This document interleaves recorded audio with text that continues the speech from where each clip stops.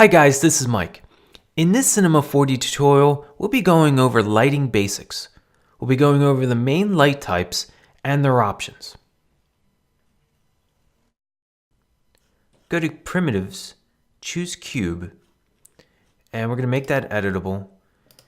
And then go to Polygon mode, select these polygons and delete. Now what I want you to do is I want you to go to the Object Browser tab. And if you go to Presets, Sculpting, Base Meshes, choose one of these models. I'm going to just choose dog base. And let's go back to Object tab. And I'm going to bring this cube up so it's right underneath the paws of our dog. So let's go to Right View. Just drag this up. Let's zoom in. And if you go to Cube, Coordinates, and in the y-axis, we're just going to option click and get that cube pretty close to the bottom of his paws. Okay, let's go to perspective mode. And I'm going to double click in the materials palette. And I'm going to drag this over on top of our original material. And I'm also going to put this in the cube as well. Now I also want to go to subdivision surface and drag our dog base underneath subdivision surface just to give us smoothness to our model. And I also want to bring in a camera. So just click on camera. Let's look through our camera and then let me zoom in a little bit and just kind of frame our little model. And I want to right click on the camera, go to Cinema 4D tags, and we'll go to protection. That's just so I don't accidentally move the view while I'm looking through the camera. Okay, so let's bring in a light.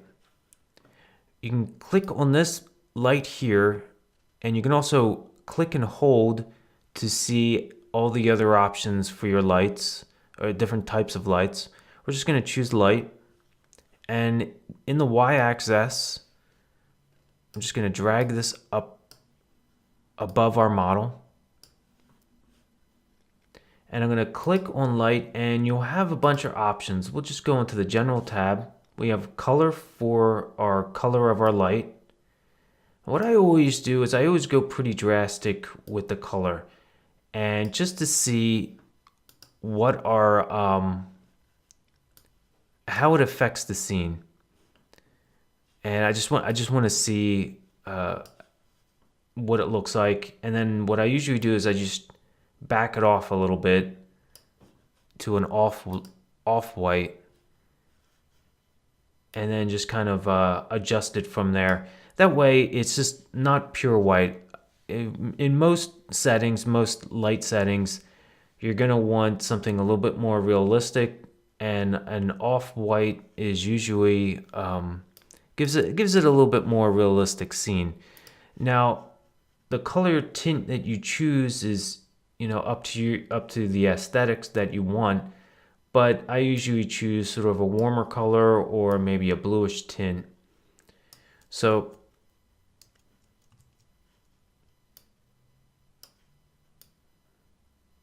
let me go back to a warmer color. So now the next option we have here is intensity. Now we can use this slider and that'll give us a brightness for our light. Let me go up to 100%. We can also go over 100% by clicking these arrows. And if we drag upwards, we can get a brighter intensity. We can also actually type in a value. Just type in 150 in order to get more intensity, more brightness. Let me go back to 100%. Now we have our type. We have Omni, Spot, Infinite, and Area. And for now, I'm just going to choose Omni as we go through these other options. Now next we have Shadow. We go to Shadow Map Soft. Let me just give a render. We also have Ray Traced Hard, We see how that affects the scene. And we also have area. Now you'll notice that we'll have more realistic lighting, but you can see how long it takes to render compared to the other shadow types. What I'm going to do is I'm going to go back to Shadow Map Soft, as that is a pretty realistic type of shadow. Okay, next we have visible light. We can choose visible. You can see how that affects the scene, where we actually see the visible light. We also have volumetric, and that also simulates sort of a fog or dust particles within the air. And then inverse, and see how that affects the scene as well. Okay, next what I want to do is I want to go back to none for visible light. Now we have this checkbox, note illumination. Now if you notice in our viewport that when you check this note illumination, how it affects the scene, when I render, you'll notice it completely removes illumination within our scene. It takes out the light. Now the reason why this could be useful, if I go to shadow maps, if I go to visible light with no illumination checked, you'll notice that we have the visible light, but it doesn't affect shadows in our scene. There's no actual, the light doesn't actually affect anything in our scene. It's just we have the visible light. And we can use that for effects and for giving your scene particular aesthetics that you might want.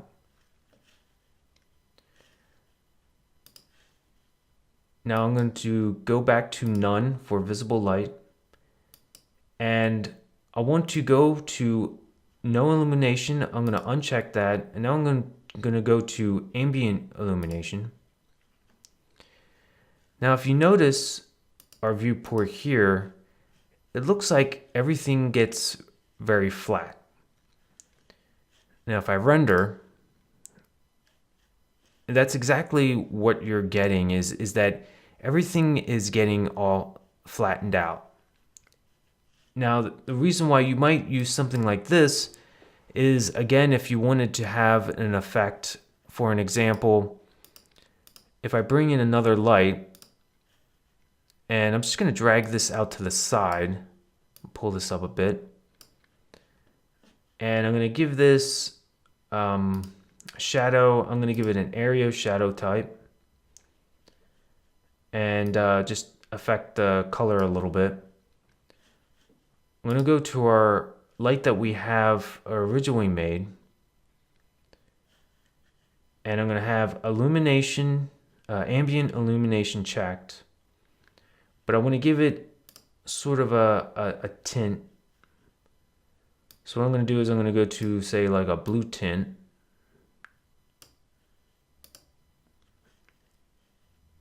And now if I render, you can see it gives the scene sort of a nice tint to it. But we still have our shadow. So let me double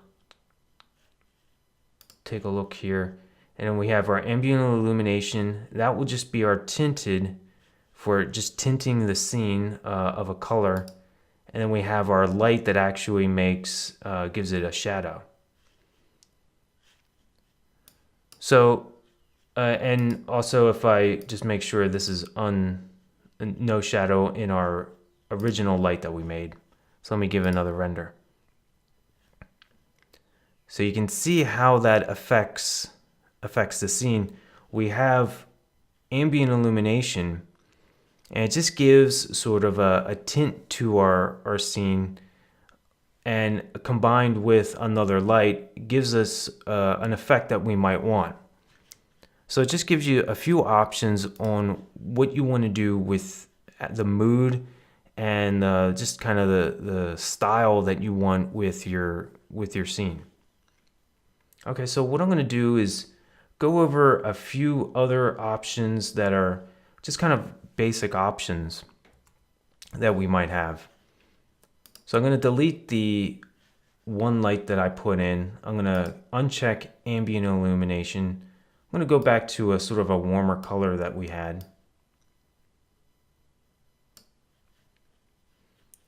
And what I want to do is I want to go to details, and I want to go over here where it says fall off. I'm going to click on this drop down. I want to go to inverse square physically accurate, and I want to uncheck our camera view. I just want to zoom out. You'll see that everything gets very washed out. Now, the reason that is because we have this fall off to our light. Now we can affect where the light falls off from our light by moving these little dots. We have this radius that goes across and around our light. Let me zoom back in. And it's another way of affecting how the light falls off from the center of our light and how it affects our shadows. So if I go back to our general tab and give it a shadow, we'll go shadow map soft. And I want to go back to our camera view and I render. You can see how it affects the scene by just affecting that radius of our fall off. So I'm going to go click on the light, go to details, and you can also adjust that fall off through this radius decay number. And let me close our render picture viewer, and you can see how that affects it as well. So let me give you another render. So it's just a way of affecting the fall off. So next what I want to do is I want to take a look at, we have our shadow, but we also have how we can affect things in our scene through our light by excluding or including parts in our scene. So for an example, if I wanted something to not get a shadow within our scene, and I just dropped in a cube, I'm going to make it a lot smaller.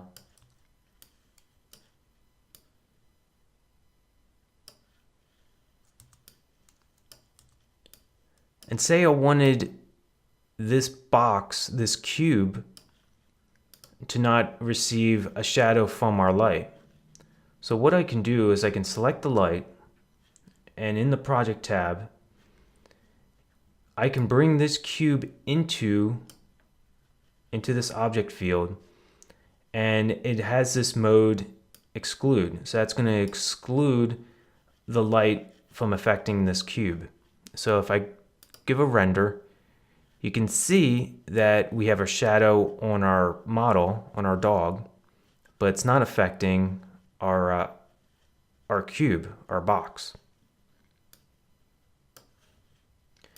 Now we also have these other areas here. We have the specular, we have the model, and we have the shadow. So we can also include that as well. So let me give another render. And so what's happening here is it's affecting just this box and it's excluding everything else. So it's just a different ways of bringing objects into your scene. I'm going to go back and just remove this. This was just an example. So it's just a way of affecting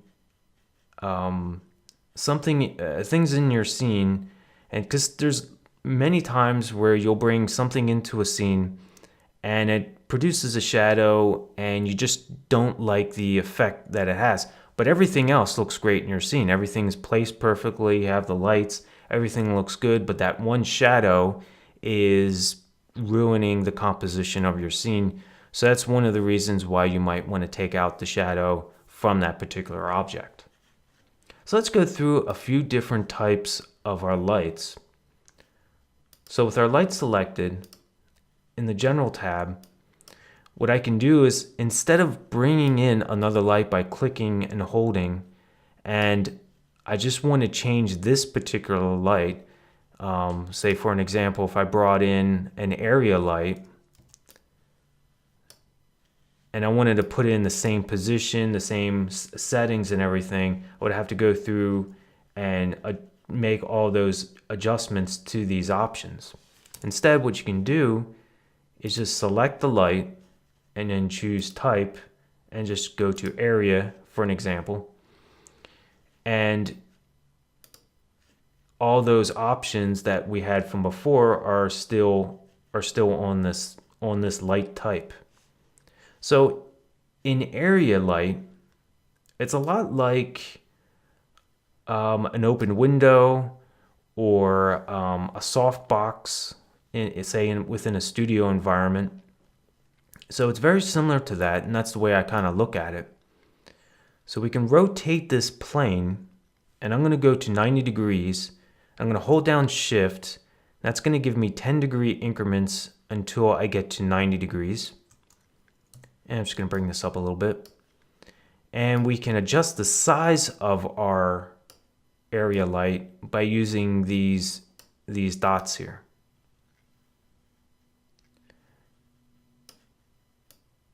Now we still have our fall off.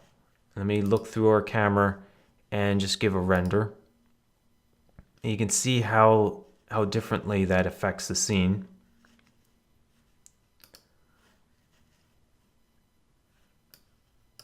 Now let's try a different light. Let's try a spotlight. Let me close the picture window. And let me disable our camera for a second. Now you'll see our light. I'm just going to pull this out and I'm just going to rotate this around. Keep in mind, it still has the same axis as the Omni light. So I'm going to rotate this around until it points to our object, our dog. Now, spotlight is just as it is. Just as it sounds. It's a spotlight, and we can adjust the radius of our spotlight by using these little points. Now, what you can also do is right-click, go to Cinema 4D tags, and we'll go to Target. And we're going to put in dog base into our target object field. So I'm going to click and drag, just drag that right into here. Now, wherever we pull our light, wherever we move it, it's going to always stay pointed to our model, in this case, the dog. So it's just a way of being able to keep our light pointed to our object, but still move it around without having to make adjustments, constantly making adjustments to the coordinates. And this is also the same for any of our light types. It doesn't have to be spotlight. It could be Omni, it could be the our area light.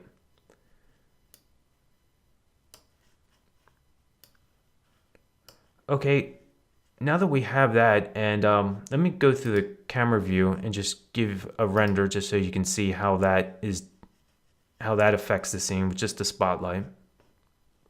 That looks really nice. So now let's go to infinite. Now what infinite does, and I'm going to remove this tag, this target tag, and disable our light, or disable our camera for a second. Infinite is very similar to what we would have with the sun.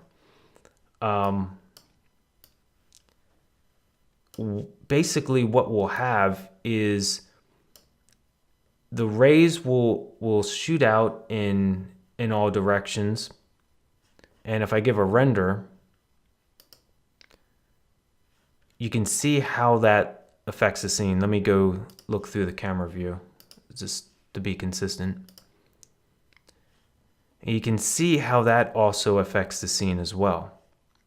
So we have a few different options within Cinema 4D to bring in lights and utilize those lights for your purposes.